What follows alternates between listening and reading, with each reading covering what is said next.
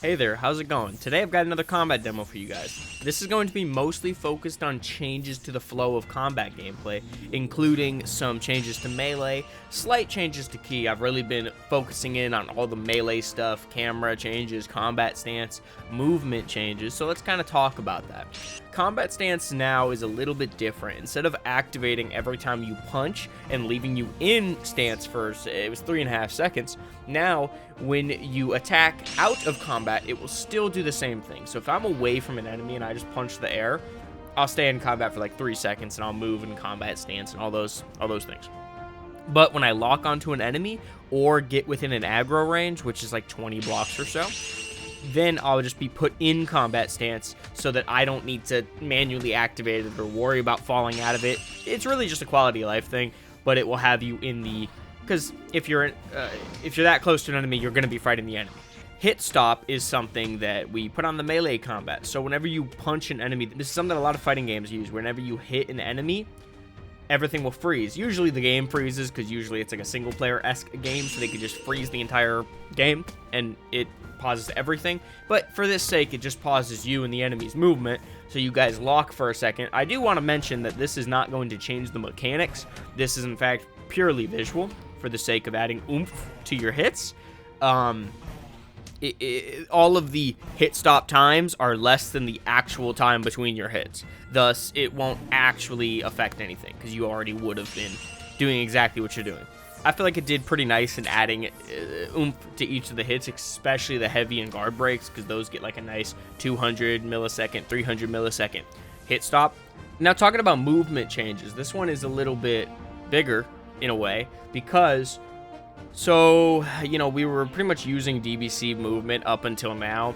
I went through and refactored, which just means moving and organizing all of those classes to better fit what we're trying to accomplish with combat. Because, frankly, working alongside both DBC and Minecraft's movement system was a nightmare. So I just said, okay, let's take the good parts of the DBC stuff, which DBC movement is great, mind you. It's very fluid. We've integrated that into combat better now, so that we can easily slow down whenever you're blocking, slow down whenever you're doing a heavy attack, just nice little stuff like that. As well as all of the movement now has a nice, I guess, fading effect, whatever you want to call it. Whenever I move to the side, instead of stopping, like whenever I let go of the A key to move left, I won't just stop. It will have a gradual decrease to 0. So it will be like a nice little, like, you're sliding, but like not too much, because you don't want it to feel like you're on ice when you're just moving around, but it's just something to make it feel nice. And then jumping and falling were also completely recoded, because those were, well, jumping was recoded because its code was a bit of a mess. Falling was recoded because, well, that used to rely on Minecraft gravity, as it is. So basically, coded gravity. This does, however, finally bring back something I've talked about ages ago, which is combat pursuit, which means when I punch, I move a little bit. This only actually happens when you're targeting an enemy. You actually pursue the target so that you stay in the fight with them. I like that quite a lot. Now, talking about ki and melee gameplay, there's not really too much crazy here. Just the way both of the systems work, they're both pretty fast-paced, melee more than ki, which means that you can pretty well just shoot KiBlast between your melee hits. That's kind of the extent of like how intertwined they are right now. They just are, because they're both fast. Like, old ki was just incredibly slow in such a way that like dozens of seconds, it would take too long to charge a ki attack for you to be able to melee, and just the way melee worked before was incredibly fast. It was just 1.7 Minecraft combat, right? So I think we can all imagine why those two didn't work. You had rapid, basically auto-clicking combat versus the opposite side of the spectrum where it's like a 50-second cooldown, long cast, miserable. Okay, so there's not really too much else to say there. There's gameplay on screen of how that looks. Still some tweaking to be done, but yeah, pretty happy with it. Now I'm going to talk about heavy hit changes. These are pretty subtle. Heavy hit used to just slow down the whole animation to make it feel more impactful, but after not looking at it for months and looking at it again once I got ki stuff in game and I was messing around with what I was just talking about, I was like, this feels like crap, because why would my heavy hit be slower if it's stronger? Like, obviously it's to give it more impact that I charged it longer, but it actually would make more sense if I charged it longer. So actually, heavy hits rely more on your charge time of actually, you know, holding it back before, like, winding the punch up, basically. So whenever you actually punch, it's like 15% faster than a light attack. So it's actually faster than a light attack. Not mechanically speaking, but the animation is faster.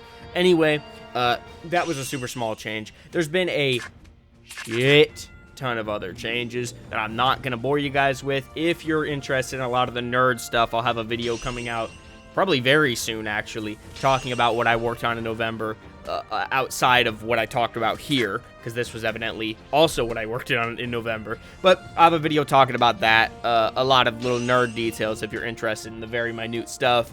That's about all I got for you guys today. I am going to mention pre-alpha testing is going wonderfully. I've been getting a few more builds, as I call them, out for the team here to test. We're still on for public testing in December. That looks like it's going to be alpha, because we're currently in pre-alpha for the internal testing. So I think I'm going to get us to the alpha version internally, do a little bit of builds on that, and then ship it out for you guys to mess with. I do want to reiterate, just in case anyone missed the memo, this public alpha testing is in fact not going to have any progress. It's going to be very much a demo. So like, don't expect to kind of like get the full server experience. It's very much going to be a vertical slice of what you're going to be expecting. I'm doing that specifically so that I can focus on the most important mechanics rather than worrying about questing, challengers, all of the extra mechanics we have that would add literally weeks of development time. So I could do those later after the core foundations are built. I hope that makes sense. If you have any questions, feel free to comment down below. I reply to like every comment. Thank you all for watching. I'll see you in the next one, or I'll also see you in the November dev blog. You should watch that one. It's going to be cool. Anyway, peace out.